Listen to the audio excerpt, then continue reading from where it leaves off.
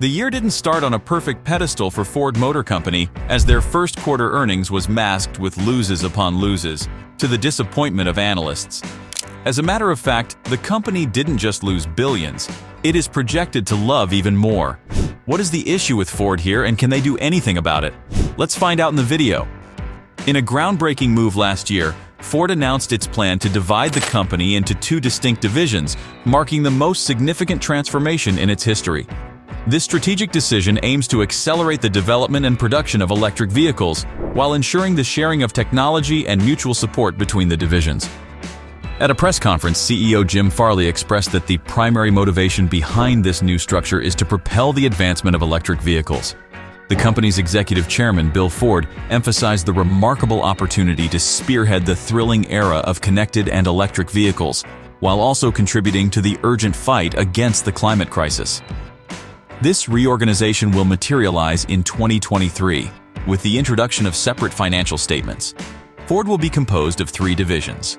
Ford Blue, responsible for strengthening vehicle families and fostering consumer loyalty. Ford Model E, the innovation and growth hub for creating extraordinary electric vehicles. And Ford Pro, focused on commercial vehicles.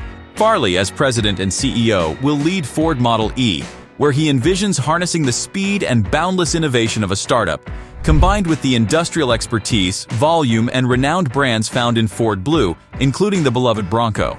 Financial analysts had long urged Ford to consider creating separate companies to attract investments, akin to those received by electric vehicle startups. However, Farley clarified that the decision to establish independent divisions instead of separate entities is in the best interest of the manufacturer. The aspiration for Ford Model E is to become the company's premier center for innovation and growth, housing exceptional specialists dedicated to crafting awe-inspiring electric vehicles. This division will spearhead the development of vital technologies and capabilities, encompassing software, vehicle platforms, batteries, electric motors, inverters, as well as charging and recycling systems. Meanwhile, Ford Blue aims to fortify profitability and vibrancy. Its mission is to strengthen existing vehicle families, fostering a deeper connection and loyalty among consumers. With this strategic reorganization, Ford is poised to lead the charge into an electrifying future, combining innovation, sustainability, and the iconic legacy of the Ford brand. Countdown to a remarkable turnaround this year, Ford Motor Company released its first quarter earnings on May 2nd, marking a significant shift from last year's $3.1 billion loss to a net income of $1.8 billion. Their revenue for the quarter soared to $41.5 billion, a notable 20% increase compared to the same period last year. This growth was propelled by shipping nearly 1.1 million vehicles, a 9% rise, as well as a favorable sales mix and higher net pricing. These impressive results pushed Ford's margins up by 1.4 percentage points, reaching 8.1%. The CEO, Jim Farley, expressed his satisfaction with the company's performance, attributing it to their strategic focus on distinct customer groups: Ford Blue, Ford Model E, and Ford Pro.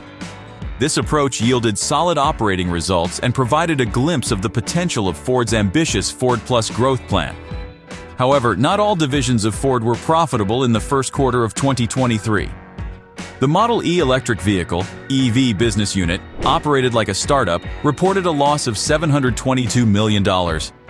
On the other hand, the Ford Blue gasoline-powered business recorded an impressive $2.6 billion profit, while the Ford Pro commercial vehicle unit generated $1.36 billion. Despite this setback, Ford remains optimistic and has reaffirmed its full-year guidance as it continues to recover from global supply chain disruptions. They anticipate a further increase in losses from the Model E EV business, estimating a nearly 50% rise to $3 billion this year.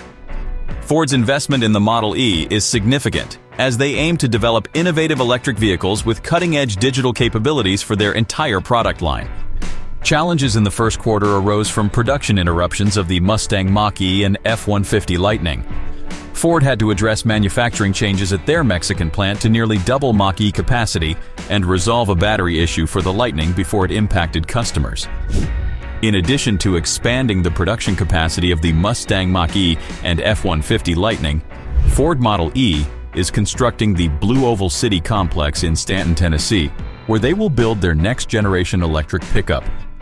Furthermore, they are transforming their existing operation in Oakville, Ontario, to manufacture batteries and next-generation EVs, and establishing an LFP battery plant in Marshall, Michigan.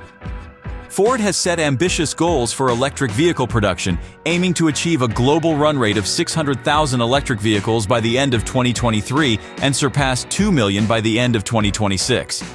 Contributing to these targets is the all-electric Explorer crossover, unveiled in March, which will be manufactured and sold in Europe.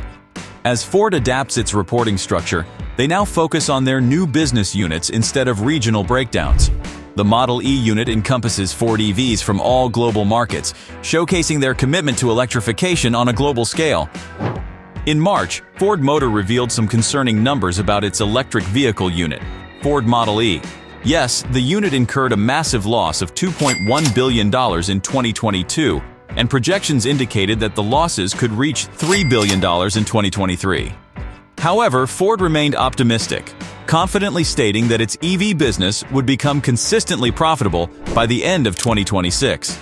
So, how does Ford plan to achieve this remarkable turnaround?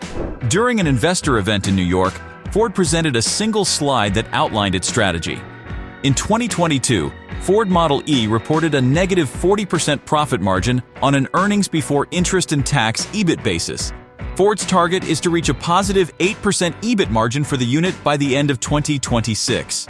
John Lawler, Ford's CFO, expressed his belief in the improving profitability of Model E, stating that the unit is expected to approach break-even from a contribution margin perspective by the end of this year.